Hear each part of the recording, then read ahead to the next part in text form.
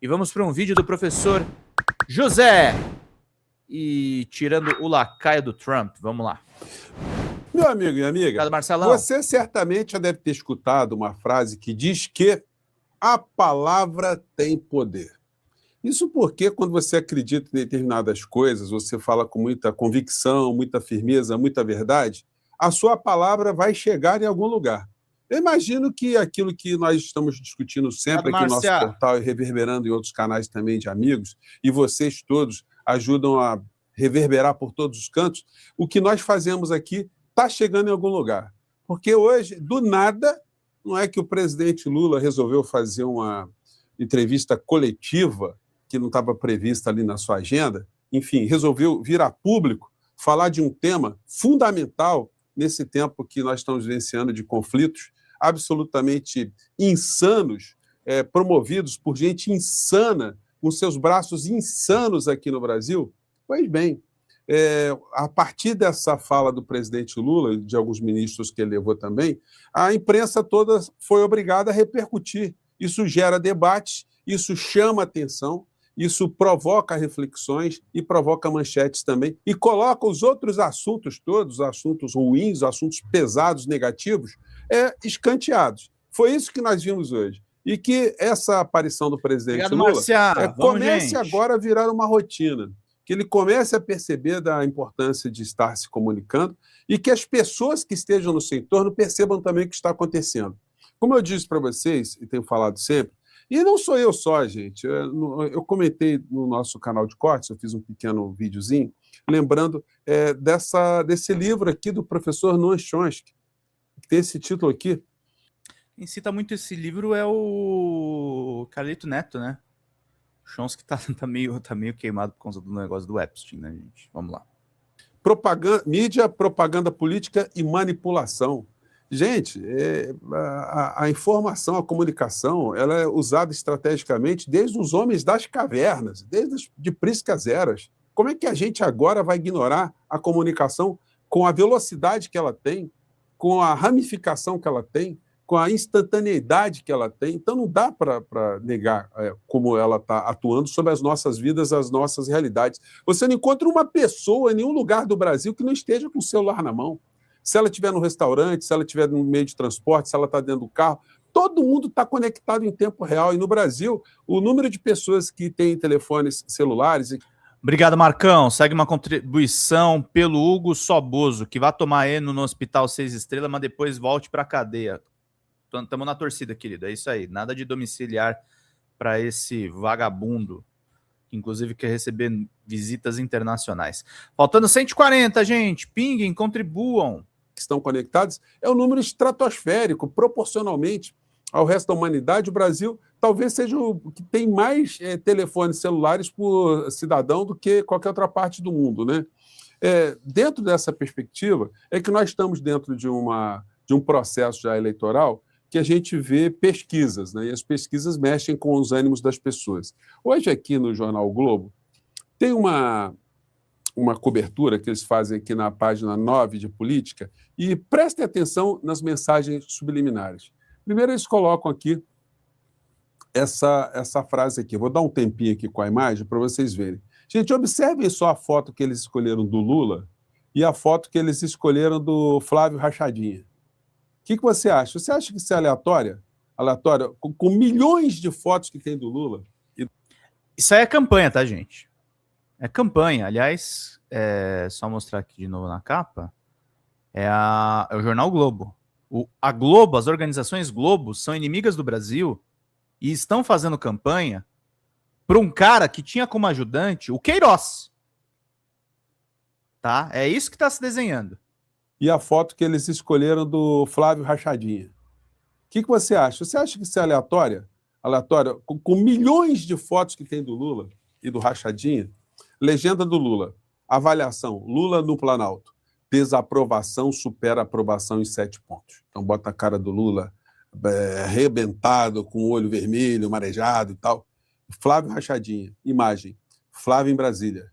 Senador mantém alta rejeição apesar da campanha. Mas com a cara sorridente. E o título diz: Flávio avança entre eleitores independentes. e empata com Lula em embate no segundo turno. O que eu tenho dito aqui para vocês? Que nós sabemos, você deve conhecer pessoas assim, que não são nem bolsonaristas e também não são lulistas, não são de esquerda, são pessoas que estão ali nesse bolo. As pessoas veem com alguma ponderação algumas coisas que acontecem no governo Lula, mesmo sem serem lulistas, mesmo tendo uma série de restrições, mas são pessoas que estão dentro do campo da racionalidade, as pessoas não dependem de política.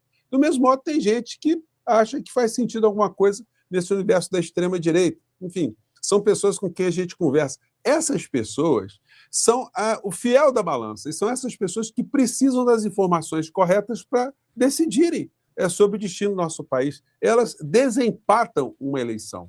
As pessoas que, inclusive, resolvem não irem para o processo eleitoral, elas se abstêm, elas não vão, preferem pagar multa, enfim. Essas pessoas não vão porque elas estão desacreditadas do processo político. Na medida em que elas são informadas, você consegue resgatar uma boa parcela. Gente, quando nós estamos falando do universo de 130 milhões de eleitores, 1% de eleitor define qualquer coisa no nosso país. Então, esse 1% não pode ser desprezado de modo algum. Então, é por isso que a gente tem que ter sempre esse contato, sempre do governante, como formador de opinião, com a sociedade. E hoje, nessa live, o que se viu foi isso. O governo zera tributos do diesel para conter impacto da alta do petróleo. O governo se antecipou, poderia ter dado uma canetada, né? O Lula poderia ter dado uma canetada, poderia ter dado uma nota oficial, poderia ter publicado no Face, sei lá. Mas não, convocaram uma coletiva. Gente, estando em Brasília, com tanto de correspondentes que existem em Brasília, é só convocar uma live que todo mundo aparece. Isso porque não foi nem planejado. Agora, vocês imaginem se forem organizados encontros com a imprensa, com a comunicação direta do presidente, todos os dias, aberto à sociedade, enfim, para vários tipos de questionamentos e esclarecimentos, com todo o apoio também informacional que um governo deve ter, né? Então, essa é a manchete aqui do UOL. A manchete do Globo é diferente. Lula anuncia que o governo não cobrará impostos sobre diesel. É diferente, né? A manchete. Uma é zerará tributos e a outra não cobrará impostos sobre diesel que taxará importação e taxará exportação de petróleo.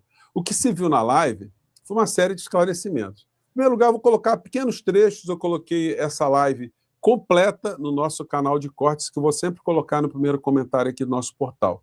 Mas o Lula deu uma pincelada geopolítica, mostrando que é responsabilidade de um grupo de psicopatas, ele não falou isso, né, quem está falando sou eu, de criminosos, vigaristas, que pessoas que não pensam nos seus povos, que nós estamos nessa situação dos preços do petróleo disparando no mundo inteiro.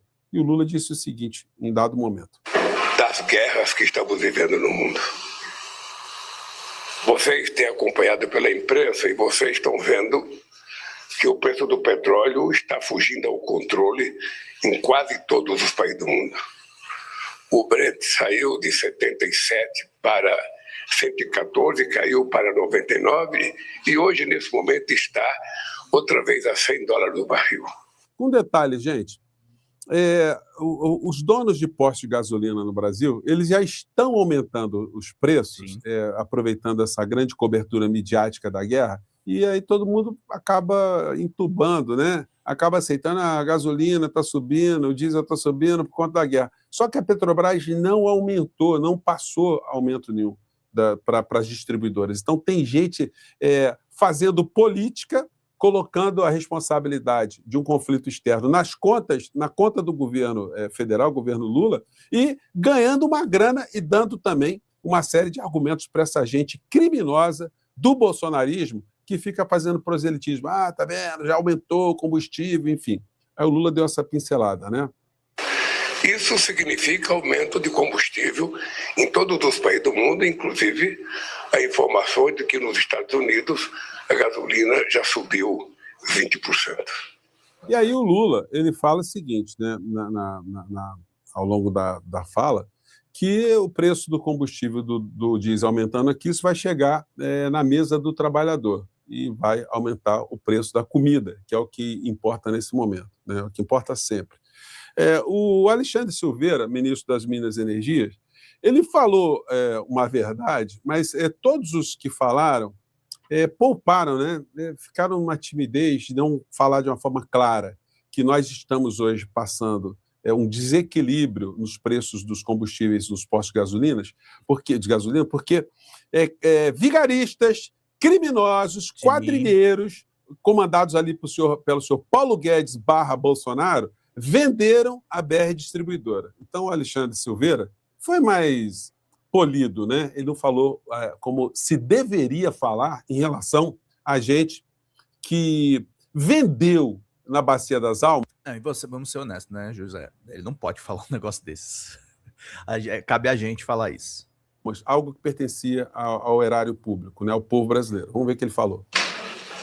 De energia advinda do refino do petróleo no Brasil.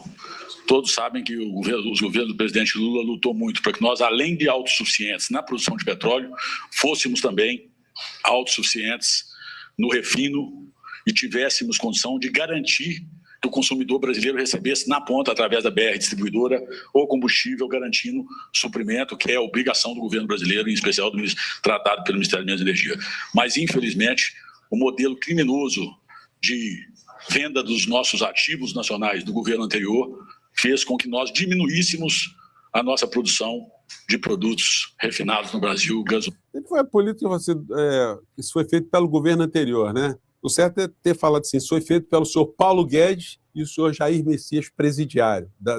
Ele deveria ter dado nome aos bois. Para as pessoas saberem que o que acontece hoje de ruim no nosso país tem a ver com essa quadrilha que esteve à frente do nosso país. Gasolina, diesel e gás natural. E, portanto, foi um crime de lesa pátria ao Brasil, aos brasileiros, desfazer da nossa BR Distribuidora. Então, tá aí, mandou na lata, mas infelizmente a coisa fica muito polida, só quem está antenado é que sabe o que está acontecendo no final da história, né? Por isso que a gente tem que esclarecer sempre. Gente, aconteceu um fato que vocês já acompanharam, que é um desses lacaios de Donald Trump, mancomunados aqui com os lacaios tupiniquins, os lacaios bolsonaristas, o clã Bolsonaro. Ele veio para cá para tumultuar o nosso processo eleitoral. A justificativa é que ele iria num seminário promovido aí por área de mineração, enfim, terras raras, etc. E aí entrou nessa aí de visitar o Bolsonaro, evidentemente, para fazer campanha, fazer proselitismo. E não tinha avisado as autoridades brasileiras, vejam só, pediu um visto normal de entrada no nosso país, ia entrar e sair, mas ia fazer esse pit stop dentro da Papuda, evidentemente, para contaminar aqui o nosso ambiente político, né? E levar informações distorcidas para colocar na imprensa também. Aqui a Mariana Sanches fez uma cobertura muito interessante que eu quero compartilhar com vocês, sobre a vinda desse filhote de vigarista, de gangster aqui no nosso país. Vamos lá. O enviado de Trump ao Brasil, Darren Beattie, ao ex-presidente Jair Bolsonaro, na prisão da Papudinha, em Brasília, o diplomata dos Estados Unidos fez ontem, por meio da Embaixada Americana em Brasília, um pedido de reunião com diplomatas brasileiros no Itamaraty. Até então, nem Beattie, nem o órgão diplomático dos Estados Unidos tinham entrado em contato com o Ministério de Relações Exteriores, com o Planalto ou com as demais pastas da esplanada para pedir reuniões de trabalho para o enviado de Trump, recém-nomeado conselheiro sênior para políticas de Brasil do Departamento de Estado. Fontes diplomáticas do Brasil e dos Estados Unidos me disseram que o pedido de agenda de Beattie ao Itamaraty aconteceu apenas depois que o ministro do Supremo Tribunal Federal, Alexandre de Moraes, pediu ao Ministério das Relações Exteriores do Brasil informações sobre a existência de agenda diplomática de Darren Beattie. A defesa de Bolsonaro havia requerido que Beattie fizesse uma visita entre os dias 16 e 17 de março, mas em sua decisão, Moraes autorizou o encontro na Papudinha no dia 18, entre as 8 e as 10 da manhã. E essa data que o Moraes autorizou é porque é a data regular do sistema prisional, para não ferir a rotina, para que nenhum vigarista tenha algum privilégio de visitar outro vigarista, outro criminoso, né? Em resposta, a defesa de Bolsonaro pediu reconsideração de datas, alegando compromissos diplomáticos de Beattie. O governo brasileiro, porém, afirma que, ao menos até agora, tais compromissos diplomáticos em Brasília não existem. Auxiliares diretos do presidente Lula, ouvidos reservadamente por mim, consideraram o fim da picada que Beattie tenha ignorado o Brasil e priorizado Bolsonaro em sua agenda.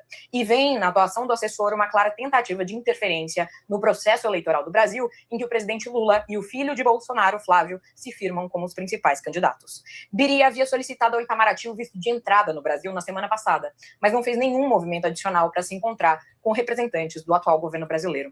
A justificativa para a viagem de Biri seria a participação dele em um fórum sobre terras raras em São Paulo, promovido pela iniciativa privada com o apoio da Embaixada dos Estados Unidos no Brasil, que acontece no dia 18. A possibilidade... Então, gente, é muita picaretagem, né? É muita picaretagem.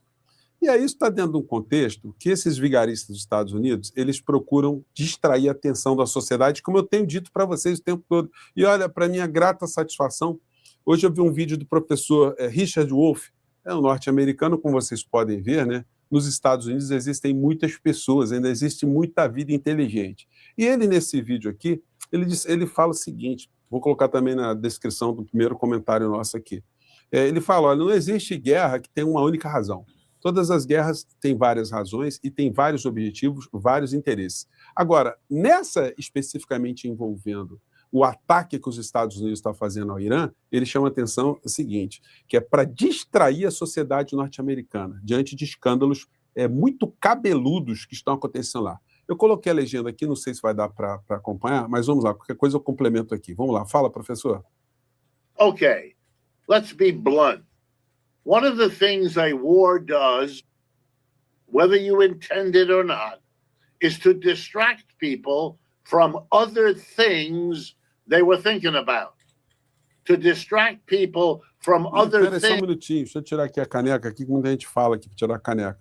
Então ele fala, um dos objetivos dessa guerra é distrair as pessoas de outras coisas, né? Things that the newspapers and the television and the internet were full of. All day, every day. Ou seja, colocar maciçamente, inundar a comunicação com algo que está acontecendo fora para nos prestar atenção com algo que está acontecendo dentro.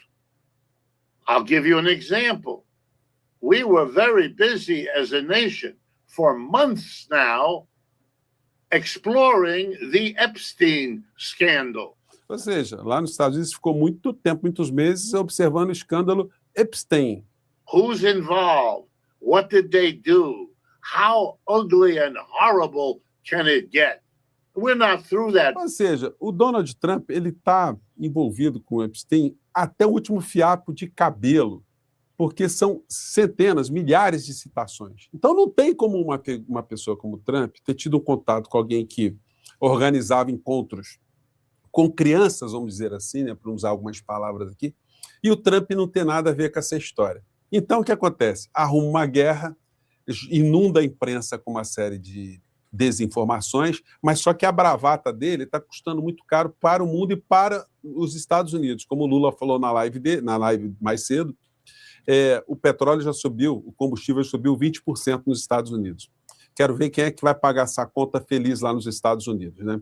E aqui no Brasil, só nos resta combater essa gente o tempo todo, né? Gente, eu fico por aqui. Não se esqueça de se inscrever aqui no nosso portal, mandar seu joinha, seu comentário e vir também para o nosso clube de membros. Isso aqui é muito bem-vindo, muito bem-vinda. Até o nosso próximo encontro. Tchau! Fala, galera da Folha TV, não se esquece de se inscrever aqui no nosso canal para assistir programas como Folha Notícias Manhã, Folha Notícias Noite, o nosso Folha Entrevista e o nosso Barzinho das Meninas. Muitas coisas bacanas a gente acompanha por aqui e a gente precisa muito, muito do apoio de vocês para nosso trabalho jornalístico, investigativo, de curadoria de conteúdo, com vocês ajudando no nosso Pix, folhademocrata@gmail.com, ou mandando superchats, valeu demais, e os recursos financeiros, tornando-se membro do nosso canal, no nosso curso de jornalismo básico, para você ficar muito bem informado a respeito de tudo. Queridos e queridas, muito obrigado pela presença de todos vocês, vida longa e próspera. Cuidem-se, cuidem dos seus e não esquece de se inscrever aqui na Folha TV. Até mais!